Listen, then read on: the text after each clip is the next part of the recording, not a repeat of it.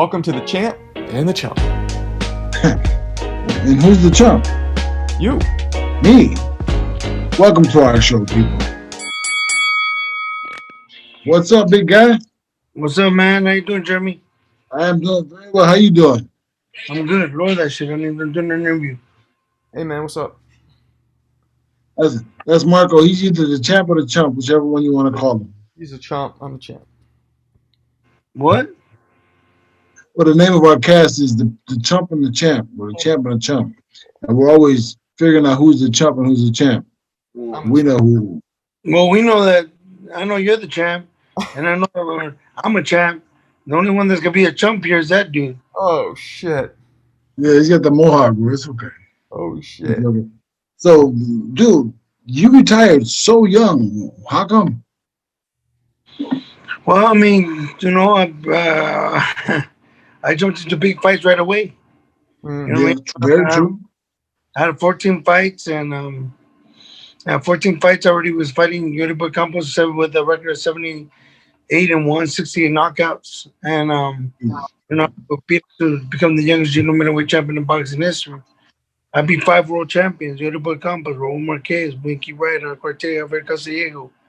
And the four that beat me, couldn't walk away saying it was easy.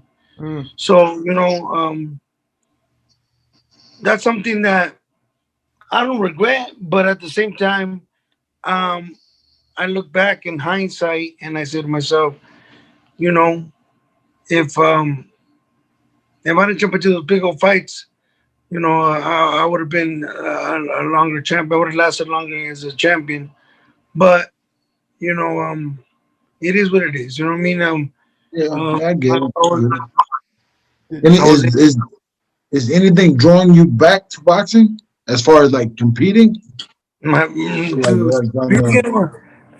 if Oscar comes back and he wants to fight, and I'm there, I'm gonna start running and working out because I have 5 years sober. I don't drink no more. So I'm 5 years sober, and congratulations. Thank you. And then you know, I would love to do if he would be wanting to do a fight, we'll do it. You know what I mean? And if he's looking for an opponent, well, I'm here. I'm available. I mean, is that in the wind somewhere, or are you just throwing it out there? Well, I heard that that Oscar wants to come back, right? Yeah. So if that's the case, then let's do it. He said though, like, he doesn't want to do that Legends League shit. He wants to just come back and fight like for real. I don't know. You're breaking up or not? I can barely hear you. You're breaking up, Marco. Oh, you guys hear me? Say it again. Hear me? I said Oscar was saying. Now we can. Yeah. They got that Legends League shit going on, and Oscar said he doesn't want to do that. He wants to come back and fight like for real. So I don't know. Well, I'm here for real. There we go. You had one. What way would you want to fight at? Oh man, 60? I'm a heavyweight right now. I'm a heavyweight right now. You know, I'm in shape though. You know, I have abs and I lift Monday to Friday. I don't do cardio no more. You know, when you do the cardio I do is with my sons. I do pads with them. You know, but I maybe some other type of cardio, but you know, you know, I'm just grinding with my boys. You know, my second son fights January 29th, and oh wow, and my son, he's gonna be fighting at 126. So wow, little dude. I have three killers. You know, I got Fernando Vargas Ferocious, Fernando Vargas Jr. Because if anybody's gonna be ferocious, it's gonna be my son, my seed. Because I had many people trying to hit me up and tell me if I could baptize them as ferocious, and you know, there's never been another ferocious. Can you know they want to be ferocious? Can I co-sign for him? I'm like, no, I don't know who the hell you are, dude. And so, if anybody's gonna be ferocious, it's gonna be my son, and he's ferocious Fernando Vargas Jr. And then we got Amado Malvado Fernando Vargas, and then we got El General Emiliano Fernando Vargas, and it wasn't me that put Fernando in all their names. It was my wife. My wife was like, I'm not gonna I don't want them to be fighting. You know, I don't want Junior to be like, you know, I'm Junior, I'm first. So, you know, all of them are gonna be Fernando. So all right, whatever you want, baby. Copying George Foreman kind of thing, right? Well, George Foreman named them all. The first name George, Georgetta, Georgina, Georgette. Mine. You know, Junior was, of course, first because you know he's my son, Junior. Yeah. Of course, he had to be first. He had to be Junior, but then we have Amado Fernando Vargas, which is a middle name. So Amado is his first name, and then it's Fernando Vargas, and then Emiliano Fernando Vargas. So that's what it is. So, A lot of Fernando Vargas. in your career, what would you say was your most like gratifying win? I have a few. You know what I mean? Yuribo Campos was to become the youngest junior middleweight champion in boxing history. He was tough. It was tough as He nails. could fight. And, you know, I had sparred him before. I was already qualified for the Olympics. I already was number one in the United States, and we sparred, and yeah, you know, because you know when you come from the Southern California circuit, there's so much you know, work. There's so much dog work here in Southern California that you know, there's a gym in every corner. Jeremy Williams knows about it. He comes from the Southern California circuit, so you know that's like no joke. You know what I mean? So, you know, you know, they asked me, well, Garcia will take me and Robert to go spar in LA because there was no competition in Oxnard for us. So we'd come spar in LA every weekend or every other, you know, day, and we would go. And one time, you know, Yuribo Campos was in the gym. I think it was Cachet gym, and they said if I wanted to spar with him, I said hell yeah. You know, when you know you're a badass and you're number one in the United States, you're the best of the best. So I said, let's go. So I sparred with Campos, and he played with me. I couldn't even touch him. Damn. I couldn't even touch him. How old were you? So it was a little bit embarrassing, but you know, I got my get back on, you know, December 12th. How old were you when you sparred him? I had to be like 17, 18. Yeah, so 17. you're a young gun, bro. Young gun. I was the youngest Olympian on the 2016. Oh. Well, when you sparred him, were you first or were you like already after 3 or 4 rounds that he worked?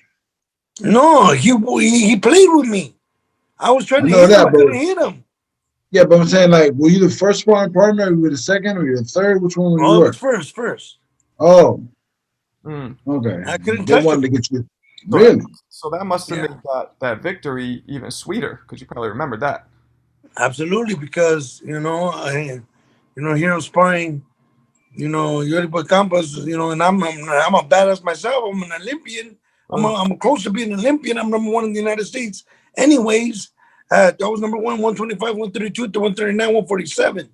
So every time I moved up, I became number one. I found myself to be number one. And so here I am, got an opportunity to spar Yuribo Campos, and he played with me. I couldn't touch him. Well, and it was embarrassing. I was your boy. Huh? That was your boy. He was like, dude can fight. It's not like he's a powder puff. That dude can fight, man. No, man. Yeah, exactly. So I went home. On the way back home, I was mad. I was crying. I was so mad. Wow. And Garcia goes, Fernando, he's a world champion. I said, I don't give a fuck. One day he's gonna pay. One day he's gonna pay. And with only 14 fights, I got a chance to fight him, and he quit. With interest, bro. I made him quit. With interest. Yeah, with interest. He paid with interest, bro. Huh? Well, what is it? I said he paid with interest. Oh yeah, that's for sure. What are they? Definitely. What else? So what's a normal day look like for you in Oxnard these days? I don't live in Oxnard. I live in Vegas. Oh shit, you live in Vegas too? But when they say Fernando Vargas, when they say Oxnard, they say Fernando Vargas. Yeah, it's like synonymous. We just How long you been in Vegas? 2010. Oh wow. I've been to Vegas 2010. I've been there for 10 years. I love Vegas. I got my own gym.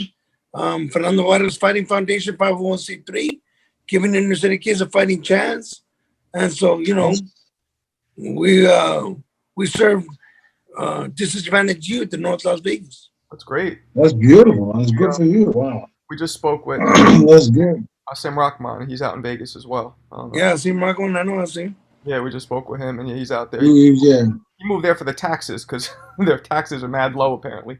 There's no taxes. That's There's right. no tax. There's no state tax. Yeah. No state tax. No state tax. We spoke with Winky Wright, and he mentioned that how tough that fight with you was. Yeah, he had nothing but respect, bro. He had nothing but respect for you. Yeah, Winky was a good dude. You know what I mean? You know what? It was a good fight. You know, but at the end of the day, when you beat the champion, you got to beat the champion without a doubt. There can't be no ifs, ands, or buts. You know, so I was able to he was he came to fight, but I put everything on, and really people don't know that I had to lose 12 to 15 pounds the week of the fight. Oh, and I was and I was eating by eating 3 hard-boiled egg whites for sure. 300 I'd eat 3 hard-boiled egg whites 1 time a day and going to sleep on night while I was so hungry. When I made weight, I ate all the wrong stuff. I ate all the white flour. I ate all the pizza, the spaghetti, the ice. I felt like I was falling asleep at the dinner table.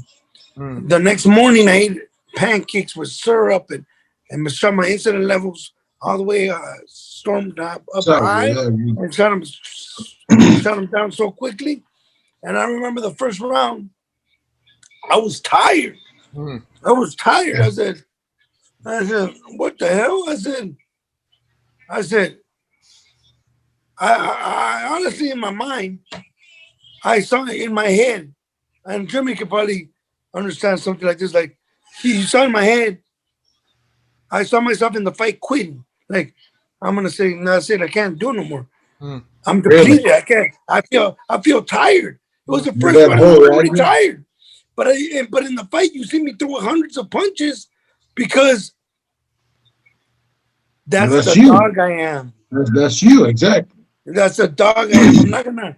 So I remember, like, thinking that I should say be Roberto Duran and be like, I can't do it. And but then I said to myself, I saw my kids in the crowd. I said, fuck that shit. You got to kill me to take what the fuck I fought for my whole life to get. And I said, fuck that. And so I went all out. And there's rounds there that I'm throwing hundreds of punches, and I don't know how I did it, but I know it was God. It was God that helped me get through it.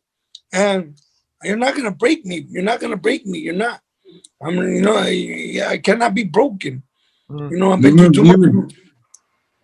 You remember? I remember rounds when I was fighting. That I remember the opening bell for the round and the closing bell. What happened in the middle? I have no clue. That's how I feel the Trinidad fight. People say, you fought like a fucking warrior. I go, I don't remember the fight. I don't even remember bits and pieces of the fight. And so when people tell me, you don't remember the fight, I go, I'll just tell you this. On the way to the hospital, when my wife was in the ambulance, and I go, baby, did it look bad when I went down? She goes, baby, you got up every time. I said, what the fuck? How many rounds? How many times did I get knocked down? She goes, baby, relax.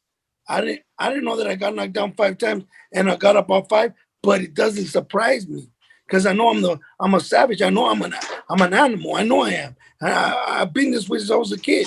So I know that it doesn't surprise me that I got up because that's me. If I have a heartbeat in my soul, in my body, I'm gonna get up trying to get up and fight. I'm not gonna quit. That's not in my DNA. Let me ask you, in that fight, he hit you with mad low blows. I felt like that probably took a lot out of you. We did take a lot out of me. My balls were fucking swollen. Really? You can ask my wife. You can ask my wife and how big they were. I was how purple they were. But you know what? Do you think Um, do you think that was on purpose on his part? Like out of frustration? absolutely, Not- absolutely. How he's, I mean, Yeah, he has a track record of doing that. Mm, yeah. You know, So one is an accident. Two is maybe an accident, but multiple, it's purpose. It's on purpose. mm, yeah. That's So what we do. You know what I mean? yeah, We all got our yeah, little ways to cheat. You know, we yeah. all do this or that. So, and his was that. I get it, man. I get it. You yeah. catch me once, twice up low, dude, wrap it up. Cause did you go back at him? Did you start No, I didn't hit him chopping him in the low. back? Nah. What? I didn't hit him low. I didn't hit him low. I don't want to. I don't want to. I don't want to. That's not me. I was never taught that by my trainer. I never taught that by my father, Senor Adolfo Garcia, and then, which is not my father, but I call him I call him dad because he's the man that raised me. Mm, Yeah. So so he never taught us to be dirty. He never taught me to be dirty. He never taught Robert to be dirty. He never taught Mikey to be dirty. So, you know, The streets got you a little dirty, no? and the streets would teach you how to be dirty, but that we're not in a street fight. We're in a boxing. We're in a boxing fight. mm-hmm, Yeah, Now I I could tell you millions of things I did in a street fight mm-hmm, that are not gonna go with the boxing game. mm-hmm. well, I get it. I get it. I get it. Uh, so I mean, in what you've been doing now, so you opened your gym, you opened a foundation, you started to employ or and to encourage the community around you to go to the gym, whether it's to be a boxer or just to get out of the streets. Is that what you're doing now in Vegas? Absolutely. I got my own nonprofit organization, Fernando Vargas Fighting Foundation, giving inner city kids a fighting chance. And we serve disadvantaged youth in North Las Vegas. I was a disadvantaged youth. I was a kid that was locked up in juvenile hall, hundreds of hours of community service for batteries and thefts. Mm, One day, my life changed when I saw amateur boxing on TV. I was 12 years old at the time. I walked there the next day. It took me 1 hour to walk 3 miles as a 12-year-old kid, but nothing was gonna stop me. I mm, said, I'm gonna do this every day. My life changed. I mm. said, you're gonna give me trophies for whooping fools? Let's go. Let's go. Yeah, you took yourself to the gym, so that in itself tells the world what kind of dedication or determination you had at such a young age. Mm, You know, It took me four. that's phenomenal. It took me 4 years to break history. At 16 years of age, I became the youngest national champion in boxing history at 16 years of age, open division. So what does that mean? That means that at 16 years of age, you're already fighting men up to 32 years of age. That it doesn't matter if you have 10 fights, up to 300 amateur fights. So you're a kid fighting men, but I didn't beat them with my strength. I beat them with my intelligence. So you know, um, I won the U.S. championships, and it was a heavy bracket at the 132 pounds, and every time I moved up, I found myself to be number one in the United States. So, it wasn't a game for me. When these people say this is a hobby, you go, oh, I'm doing boxing as a hobby. That was for you, but not me. That my whole life, my whole being was part of me being a fighter. mm-hmm. Yeah. So and I see now you have any. Are you interested in cars? You interested in tattoos? You interested? What do you do now besides boxing? I train my boys. I Okay, train my okay. boys. Bes- I besides got. that, Besides that, um, no, that's it. I mean, I got I got the foundation. I got my gym. I don't work. I got, what do you, I don't work. The foundation, you know, has been up and running for quite some time, and you know, my job is to train my boys and to guide them the best possible. That Yeah. not jump into big, huge fights when they don't need to. And I tell them like this, you know, I'm gonna be honest with them. I tell them, I'm gonna be honest with you guys. I'm sure that when these guys, when these promoters saw me partying and drinking and running amok, they're like, we gotta go get our money. So when you're a champion, you're not gonna say no to big fights.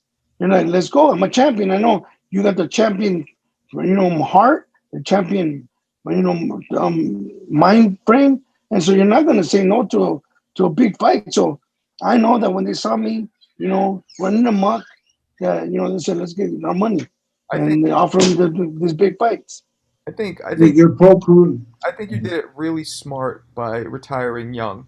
I feel like you got it in, you know what I mean, and you worked hard. You had some crazy fights, and I think it's smart, man. Don't you? Are you happy with retiring? Yeah, I'm very happy, but I Mhm. wouldn't mind coming back for one more, especially if Oscar's around. So, hey, Yeah, hey, what's the like, deal with Oscar?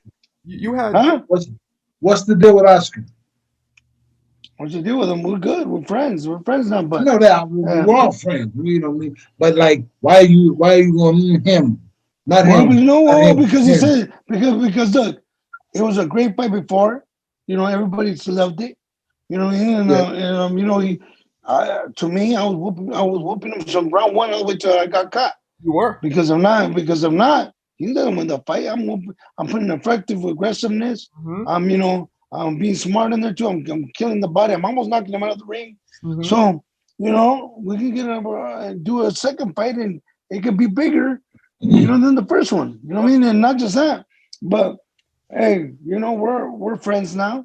You know what I Yeah. mean? I And there's mean, no, there's no, we're all friends, bro. It's like yeah, it's, we're all friends. We're friends, but now we it's have an business. opportunity. We're gonna That's a have an opportunity. business. But Jeremy, they had some Oh, real bad blood. I feel like back then, right? yeah. I Or was it real? I mean, yeah. Of course it was. yeah. So they had some real Of bad course it blood. Oh, was. was it because I mean, was one of you guys trying to take over the Latin community rather than something else? No, no. The thing is that I want to go train in Big Bear with Robert Garcia. We sparred. Me and Oscar sparred. I'm not gonna say I fucked him up, and he can't say he fucked me up. But I was number one in the United States, so we went to go run. And one day when we were running, we were there at the. I was barely new to the area of Big Bear. I didn't know anything, so I'm following Robert Garcia in the snow, and I fall and I trip and I eat shit and I have mud and snow on my face. And Oscar runs by me and laughs, and Oh, I understand that it was funny at the time. I understand that's funny, but I would expect them to be more than that because I was just a kid. You know mm, what I mean?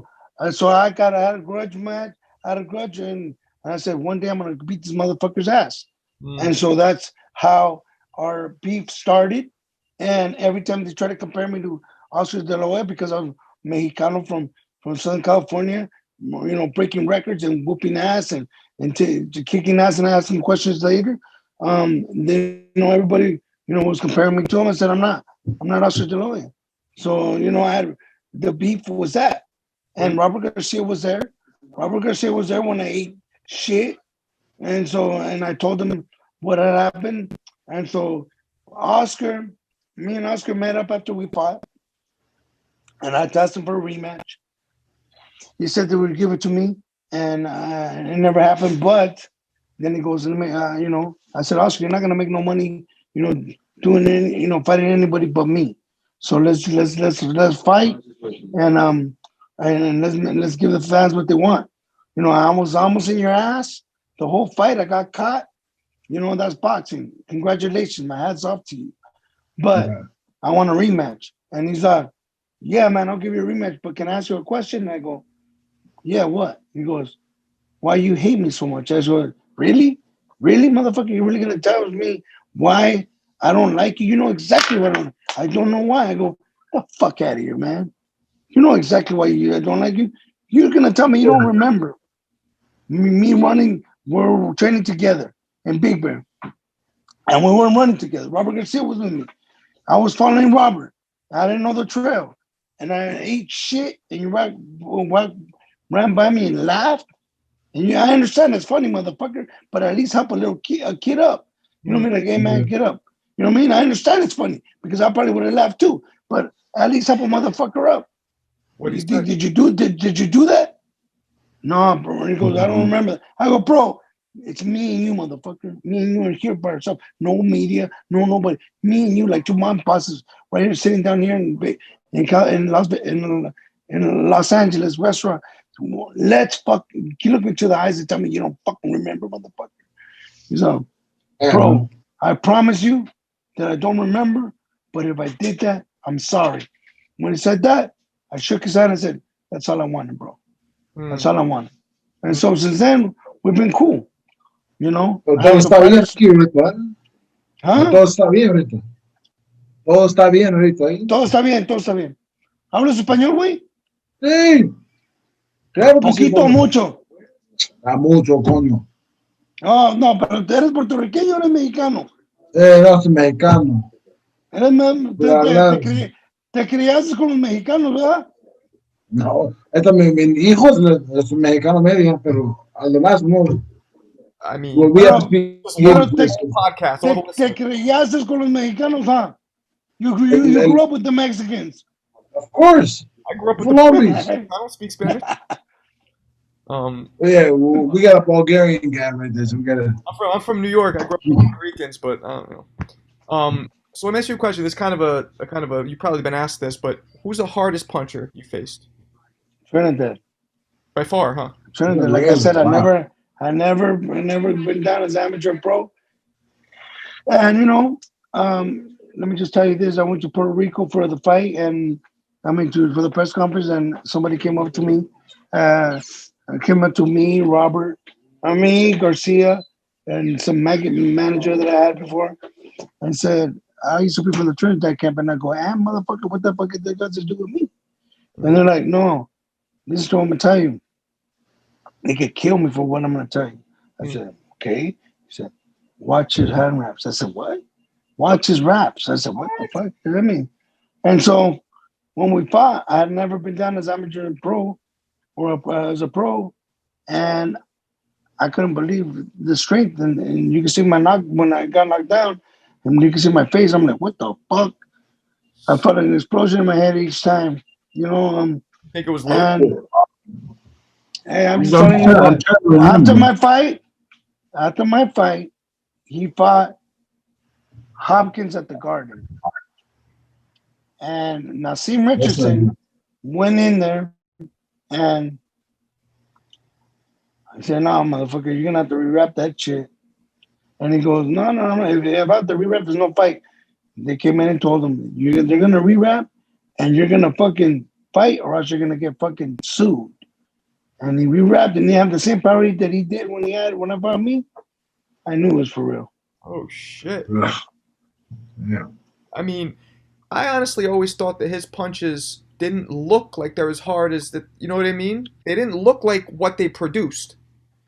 You know what I'm saying? Like, you could see force and speed on a punch, and his didn't really look like that. His footwork always seemed like it wasn't, he never really planted his feet. Like, you planted your feet. You know what I mean? And you would put power. That makes sense. It's possible, man. Yeah. That's great. Yeah, but I mean, Oscar can punch a little bit. Oh, Oscar punches. Yeah, no, Oscar punch. Yeah, because he's a lefty and he fights right-handed. Yeah. So, it's tricky. It's tricky for him. But no, I mean, I remember. Well, so how was the you fought Shane Mosley, right? How many times? Once, twice? Twice. What's that? You fought Shane Mosley twice, right? Yep. How was that fight? Why don't we talk about my victories? Why don't we talk about my defeats? Let's talk about my victories. Yuri Boy Campas, Raul Marquez, Winky Red, Alcote, Javier Castillo. Raul, he's a good friend of mine. Raul's a good friend of mine. How was that? How'd that fight come off to you? Was it a hard cut? Was it easy? I mean, what made that fight so much better, the Marquez fight, for you? What?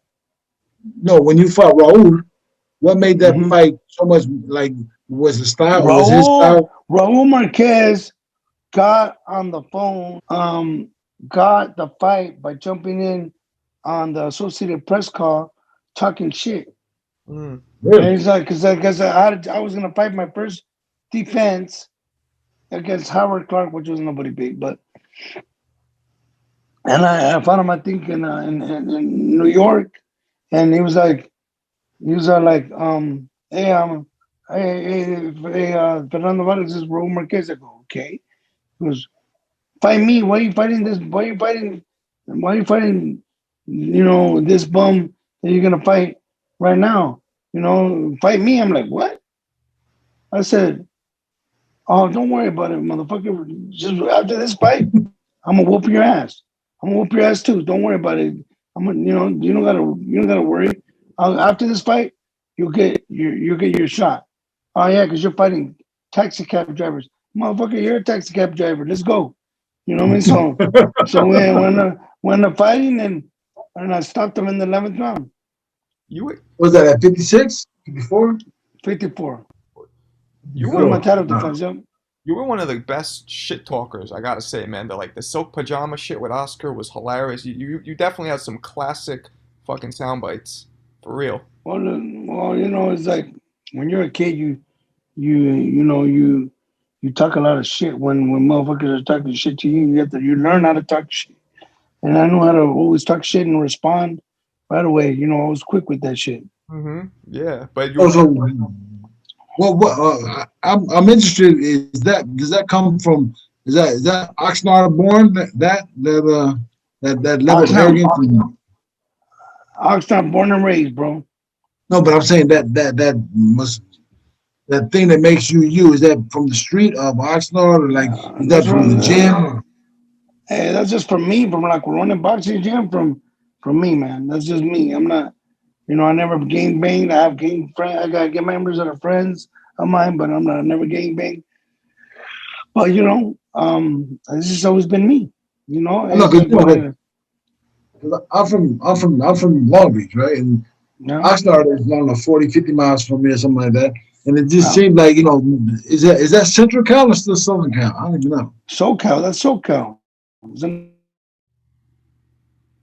hour, Yeah, yeah, Ventura, an hour away from right. that. So, I mean, so like, It's Southern California. it seems like a cow town to me. Because I'm from, but I know That's what it's they beautiful. say. But That's what they they, say. But they would it ain't. say they didn't know where Oxnard was, but we made Yeah, three world you made it we famous. made we made three world champions, and we put Oxnard on the map. We're top of the food chain. Yeah. So we'll never be like, where's Oxnard from? Where's Oxnard at? We're on top of the food chain, motherfucker. That's where we're at. who were the But other One on top. it's not where you're at; it's where you're from. I live in Vegas, but I always, have love for That's Oxnard. your heart, right over here. Oxnard's your heart, right? who were the other two Yep. who were the other two champions from Oxnard? Robert Garcia and Mikey Garcia, Oh, right. and Robert was the first world champion out of Oxnard, and he's a brother of mine, you know what I mean, and his dad is my father. I call him dad. Did I did call him Yeah, that's Jefe. great. did you see That's the Tyson Roy Jones fight?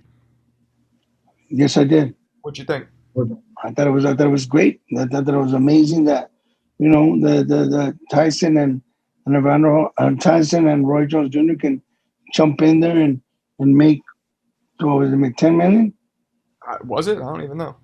something I don't like even that. know. But it's worth it. You know what I mean? It's like, it's great. I'm always an advocate in supporting people that could make money in the sport, because sometimes we lose our marbles in hmm the, in the sport Yeah. of boxing. Yeah. So sometimes I wake up in the middle of the night in my, and I'm like, where am I at? You know what I mean? So it happens. Stuff like that happens because this is the best sport in the world, but this is the loneliest sport in the world. Mm. You Very when true. you're when you're winning, everybody's with you, and if you happen to lose, you get to see who your real friends are, and even who your real family was. See, and that's why me and Jeremy are doing this. Like, I fought a little amateur, little pro, nothing like you guys, but we wanted to have two actual fighters doing the podcast because people don't understand how tough it is, how hard it is, and everything about the sport. And you're How out, lonely. yeah. It's a lonely sport. It's a lonely sport. So what one fight that you didn't have did you really want in your career? I got them all. I had them all. I fought. I wanted to fight Oscar. So since that shit happened with me and the snow and shit, so we fought. I was in his ass. I got caught, and he won the fight. You know, my hats off to him. He was a better man than I. Trinidad, I didn't run. I said that I wasn't going to run, and I didn't run. You know, and I stood there and I fought with him, but you know, it didn't go my way either. But you know, it's like this. You know, champions. We have a champion set minus state of mind, and we're gonna always go out to fight the best because we know we're the best. So when we beat, like I said, I beat 5 world champions.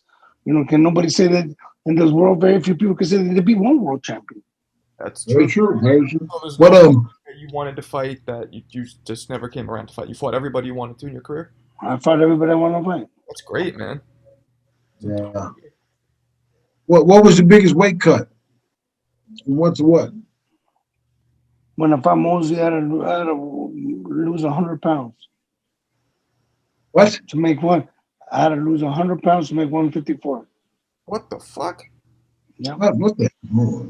And Mosey did not want to fight me past 154 because he knew that I couldn't make 154 no more. He said, if you want the rematch, it has to be 154. And I killed myself. I don't have shit. Well, that's So the first time I had, you know, the first fight, I was strong and I was beating him with one eye. And the second time, I didn't have shit. And, you know, it showed. yeah, I was gonna say the first fight it was real close, man. You were doing really well. You just the eye got swollen. And, Yeah. um, Man, a 100 fucking pound cut. Wait, how much you weighing today? You look good today. What do you weigh? Yeah, I'm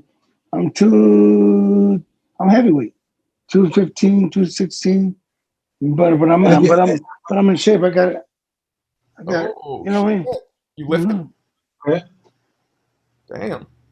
I'm still in shape. You know what I mean? You lifted. But I just lift now. I don't run no more. I just lift. Do you still? So if you were gonna fight again, what weight would you fight at? Well, I'd have to get down to like 60, 68, 75, probably 75. 75 What is probably. that? Yeah, 71, 175. I'll get down to 75. Do you still? And how old are you today? I'm 33. Oh, you're still young. You still You- still hit the bag, spar at all? I train my boys, and that's as much cardio as you're gonna get from me. Fuck it. Fuck it. Wow. I don't blame you. Well, but shit. Yeah, it's good. It's good, man. Are you in the cars? You in the club? Anything else that you're into besides boxing? Nah, just hey, that's it. That's all I do is boxing, lift weights, and you know, look after my boys' careers. And you know, there's never been a world championship dad that's had 3 world championship kids. So in the mighty name of Jesus, we're gonna break that record. How old are your boys? My oldest one's 24. My second son is 20, and my third son is 16. Oh, And You got one pro? What? One pro or 2 pros or all 3 pro? 3 boys, 1 girl. I got Any of them? Yeah, one son's professional. One's pro. The mother's turning pro January 29th in 2 weeks, and so Okay. you know, and then Hermosillo, Sonora, and it's gonna be on ESPN Knockout, and then Junior is gonna fight what is it? March 6th, I think. So March 3rd, I think. are you? So You guys in Vegas are allowed to do indoor shit because in New York and in LA, it's well, we're in Cali. I'm in Cali right now. oh. So right now, because Junior was helping Bodachek spar and also helped who's the other dude? Who's the other dude he was sparring with, Junior? Emmy? Some 2012 Olympian. So yeah, we're just grinding, man. We're getting out of that Southern California work. That's good. So you in town for a couple of weeks, a month, how long? No, we're like here for 2 months. Wow. You still got a house in Oxnard? My mother's house, yes. Oh, okay. That's cool. Cool. That's cool. Well, shoot. Well, man, we wish your sons and you all the best of luck. Thank you. And we definitely want to, once they get a little bit of a name, let's bring them back and have a conversation with them about boxing. All right, we'll talk soon. Definitely. So, Well, Jimmy, well thank you, thank you. man. Hey, Appreciate thank you so much. it. Peace. All right, brother. All right. God bless. Thank you. Bye bye. Man. All right, bro.